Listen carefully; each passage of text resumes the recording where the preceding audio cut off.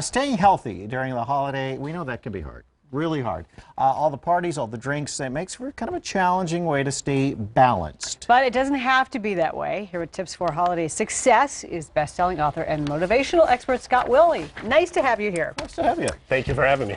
Okay, so we know it's tough. And what you've done is you've broken down, you have 5 tips for holiday health success. And you said it's not what you do some of the time, it's what you do most of the time that matters. That's correct, and I think that applies not only during the holidays, but kind of to all of life, and that is one of the lines that I use with most of my clients, is it's not what you do some of the time, it is what you do most of the time. So it's all about things in moderation, and I'm actually sitting up here as a kind of health and fitness guy telling you that you shouldn't look at it in terms of all or nothing or black and white, like foods are good or foods are bad. All foods are okay if they're done in their appropriate portions and in moderation. So even breads and cookies and eggnog or wine or whatever it might be is okay if that's what you're doing some of the time, as long as the most of the time is good. So that's really where I start people. Excellent. And then at number 2, you've got beware the compound effect. So what do you mean by the compound effect? Are you talking about multiple foods?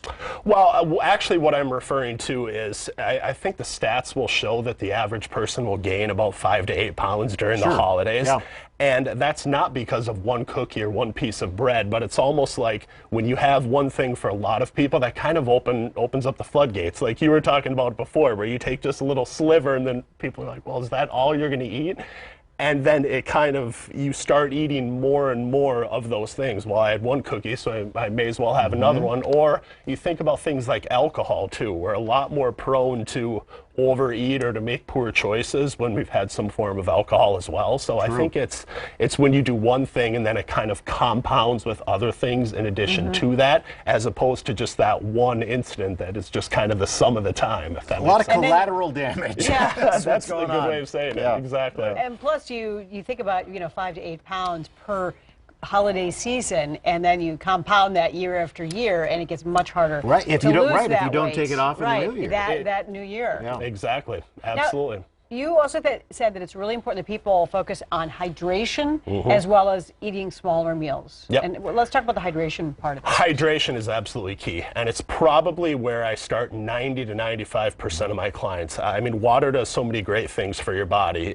Skin is the largest organ in the body, so in addition to smoothing out wrinkles and things like that, it facilitates nutrient transport, detoxification within the body. And a lot of people, especially right now in Minnesota, you don't think about it because it's not as warm outside and it's colder obviously and you're not sweating, but hydration is so key just because a lot of people, for all those things that I mentioned in regards to metabolism, but most people will also mistake thirst for hunger, where they think they're hungry when in actuality if they would just have a big glass of water, they wouldn't be as much. So that's the part on hydration. And then on smaller meals throughout the day, I mean, that's really keeping your metabolism burning. If you think of your metabolism kind of like a fireplace where you want to keep a steady flame on that the whole time, instead of, it's very easy to get in kind of the yo-yo part of it, where you're like, well, I'm going to this big holiday party tonight and I know I'm probably not going to make the best choices, so I'm just not going to eat all day because I know I'm going to make poor choices there. And, not a good idea. And we've all done that. And then you start going like this, and it's better off to just have some small, healthy meals throughout the day. Number 4, we've got I like this one. Don't feel guilty. So what are your tips to help us avoid that guilt? Well, I mean, personally, guilt is kind of a useless emotion, isn't it? Really, when we look at it, it's like you're looking at something that happened in the past, so you can't go back there, you can't change it. And I just always say that each moment is a fresh new opportunity to turn it all around, and that's how I would look at it. Okay, maybe you didn't make the best choices during this time or at this party or whatever. Maybe you missed a workout, but why beat yourself up over it? Just start fresh, start anew, and then get back on it, going forward from there. I like it. Would you like some bread, Scott, while you're here? Scott Welle, thanks so much. Making those good choices around the holidays. Thanks for being here. And for more information from Scott, more tips, you can go to scottwelle.com. You really can have that if you want.